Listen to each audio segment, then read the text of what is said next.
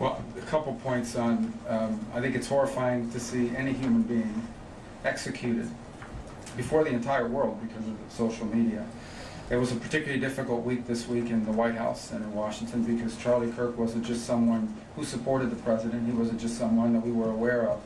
He was a personal friend to a lot of people in that White House. The president, to the vice president, to multiple people. It was a combination, political assassination, but also death in the family type event, and it was shocking to a lot of people to see. Apart from the tragedy of it for him and for his family and for the nation, really, is the irony. Charlie was one of the few people out there that was actually engaging what we need more of, and that is debate and conversation among people with strong disagreements. People know Charlie Kirk because of his role on campuses. He would go on college campuses, and he would actively seek out and invite people who strongly disagreed with him to come to the microphone and engage in a back and forth.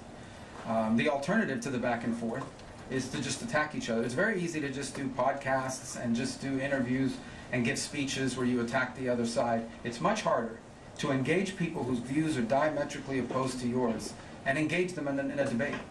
And he did that. But he didn't just do that on college campuses, because that's what he was best known for. He did that online as well. Charlie was a frequent guest on the podcasts and on the shows of people who he did not agree with. And he had guests on his show that he did not agree with. He was actually a guest on Gavin Newsom's podcast and engaged in debate with the Young Turks, and as well as going around the world engaging in some of these lecture series with people from the other side, and I don't even say the other side of the aisle, other side of ideological divides, because sometimes it wasn't just partisan. And to see someone who was engaged in what we need more of, assassinated in the process of doing exactly that. Because that's where he was assassinated. He was assassinated in the middle of that kind of discourse. I think was an effort not simply to silence Charlie's voice, but I think is an effort to intimidate and silence that kind of effort in America.